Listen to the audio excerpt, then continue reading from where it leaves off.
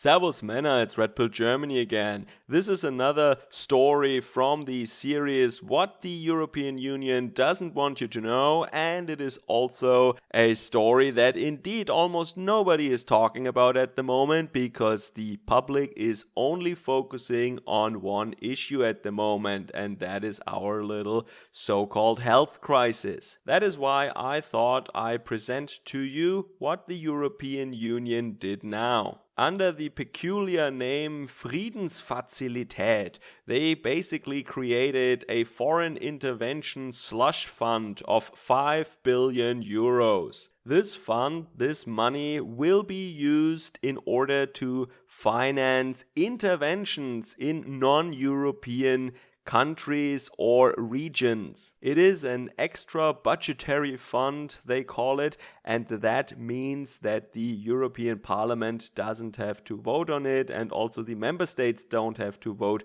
on it. This fund just exists and it is financed by the member states. That gives the European Union a lot of freedom and many new options that they didn't have so far. The Council of the European Union, that is referred to just as the Council most of the time, declared that this fund will be an important tool in order to finance interventions and to uphold peace and stability, and in order to avoid conflicts in our partner countries or in these regions outside of Europe. The Council, by the way, is not some sort of parliament. It is also not elected by anybody. It is just the representation of the EU member states' governments. Now, it is important to understand that the German army, for example, is not the army of Angela Merkel, it is the army of the German parliament. That means our troops cannot be sent anywhere without the parliament voting on it beforehand.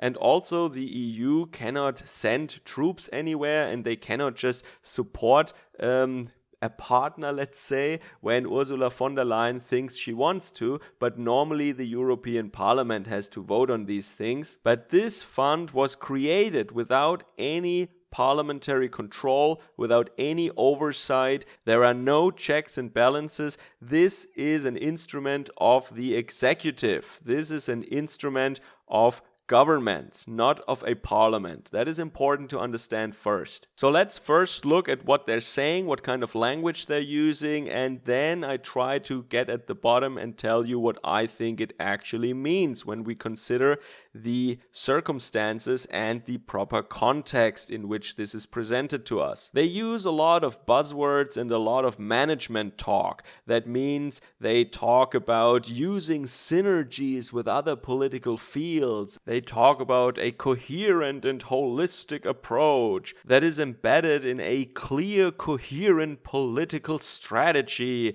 and it has thorough risk assessment and security measures. So a lot of nebulous and vague language, a lot of buzzwords, a lot of management talk that doesn't say anything in the end. But at the same time, I have to admit, in between all this mumbo jumbo, they actually make some very clear and very concerning and problematic statements, in my opinion, and that is the following. Bear in mind that up until now, of course, the European Union intervened on the African continent, for example. And that's not an example that I'm making now. That is an example that they bring forth themselves here. But they're saying that so far, EU states or the European Union, they could only intervene under African command, but not on their own. And they say that that is a flaw, and I'm quoting here, a flaw that will be corrected by this new approach. So I do not think that this is meant so that they can send troops. This is more logistical support and support with equipment and material, but also, of course, coaching, leadership support, and training. That is very important. They will train troops in these countries. Of course, European armies will not fight themselves there. No. And this puts this number, this sum, into a different perspective, because 5 billion euros is of course laughable when you want to fight a war with that. But if you're just messing around, if you're just supporting them, if you're just sending equipment, if you're just sharing information and training troops that they have already on the ground, like some operatives or some freedom fighters or some ethnic minority in some other country, then 5 billion euros actually goes a very long way. And they say, for example, that they can act now at the request of a partner country, a third country, or an international organization. So not a country or a government at all. But let's say the United Nations can say, hey, why don't you send equipment to that country? Or a neighboring state, a third country, can just say, hey, why don't you send equipment to our neighbor country? Because we have some operatives on the ground there, and we want them to, well, destabilize the tyrannical government there. So they can use that money literally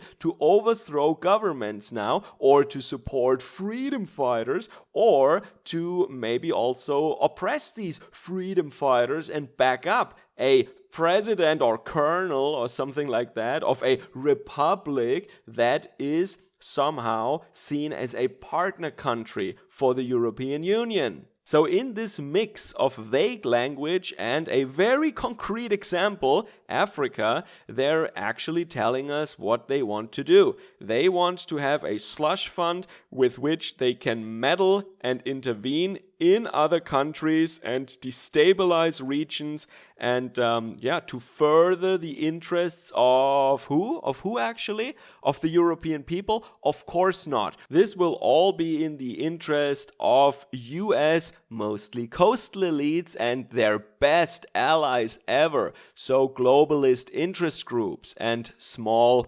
groups. The self-appointed, self-described elites of our planet. And isn't that remarkable? In a time where the now for many decades dominant culture tells us and tells our children in school day after day that colonialism was such a bad thing and European people should not mess in other countries and we should stay out of Africa and all these things. And what are they doing now? They're openly admitting that they just created a 5 billion euro instrument that is not under any parliamentary oversight, by which they can just meddle in other countries on their own without these countries asking us to do this, or even against their will they can do it. They can do it when another third country can call us, or an international organization, whatever that might be. The European Union is also an international organization, so they can themselves cook up some creative ideas maybe, who knows.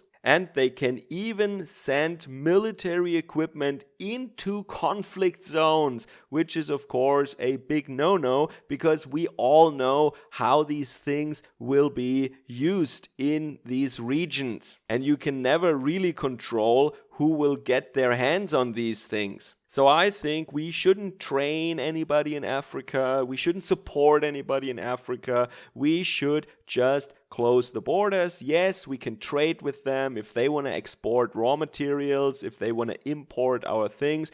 If both sides agree on the terms, sure, trade, have some trade, I don't care. But we should not try to mess with their politics. We should not intervene anywhere.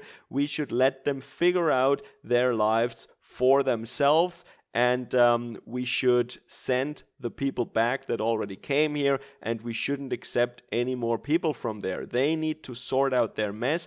It is not our battle to fight, but I know that globalist elites, they just cannot fight the temptation to, profit from what is going on there, and they do that at the expense of everybody, of the people in Africa and at the expense of the people in Europe, of course. So in light of these recent events, you know, if you haven't known already, that is, now, finally, you should know after hearing this that all these words from European states or representatives or from the European Union about peace and stability and our shared values as Europeans, it doesn't just sound hollow or ring hollow, it is it is a lie. That is all it is. They're straight out lying, because if they really cared about morality and self-determination of nations and peace and stability,